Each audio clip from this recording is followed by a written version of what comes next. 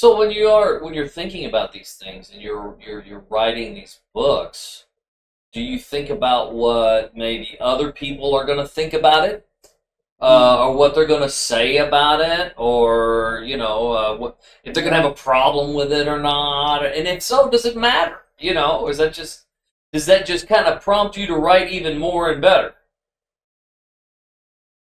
Sorry, too many questions at once, but No, it's awesome. I'm trying to think as funny as you kind of lead into that, how not to offend anybody, turn anybody off. But no, I won't change the way I write for someone individually. And on the inverse of that, I don't, I don't go ahead and look for necessarily the demise of Trenton, if you will. I won't plan that, even though I have done some notes on that. Got a couple of creative ways that you might bite it. Not everybody lives in my books, but as far as that goes, I don't have a checklist or a box. I don't have a list of triggering or effects. I would like to think that if you read my works, that you leave with something that lingers, that something bothers you or scary. I hope that that's the reason that you were curious, call it dark curious, to get in there and check it out. But I want to work on that and always strive to do better. But no, I don't.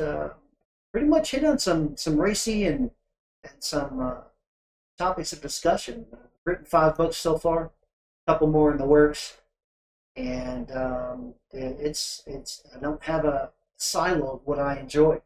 It's just for psychological horror, what happens, pretty much basically what one person could or would do to another if they saw a chance or opportunity, if something pushed them. right. Whatever that cause may be. Sure.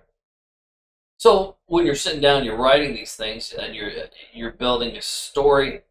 Is it already built, or are you figuring out as you go? As you're writing along, you add things in there, I'm sure. But do you have the beginning and the end already figured out in your head? Not often. Not often. I like to consider myself a collector of stories and tales. So I'll get those things, I'll write them down, and I'll think on that, and I'll go about my everyday life. Mhm. Right? I'll continue a project I'm working on. Right now, I'm maintaining my website, trying to get my work out there to be seen. So I'm kind of designing that, spending some time on that, and if anything hits, if I think of anything when I'm doing this stuff, I'll just write it down. Right. That'll be close for me to do. But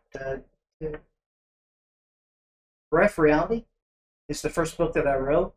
It took quite a while, and then when I finished it sat. I didn't touch it at all. Didn't have the ending, so it sat there till it just came one day. How long did that take? That was on my water cooler for about 3 years. Really? Wow. So it was all done on camping trips, at work, on break rooms, on paper and pencil. So Yeah. the horror of that horror story is the fact that I had to transcribe and read my own handwriting, my own notes, and then type it in. That's horror. But kids nowadays Yeah. don't even learn cursive, from what I understand. Right. So I consider myself lucky, and then that's my own code. Mhm. I could probably write something that nobody would be able to read for one way or the other. But no, so some of this stuff hits. I would say that in one of my stories, Picking Murphys, that went really smoothly. Vacation to Murphys, California. And when I say smoothly, I mean kind of front to back. Notes went down really hard. And the only thing I didn't have is something that would carry the story forward. Enough characters, maybe enough drama, for sure. I had some end. I had a lot of middle, but I had to get you there as a reader. So that took a little bit of time. But when I was writing Picking Murphys, I actually had some ideas for another book. So just because something pops in your head doesn't mean that it's going to fit. Yeah, that was going to be another question. It doesn't always fit. Does one story lead to another, but one book lead to another book,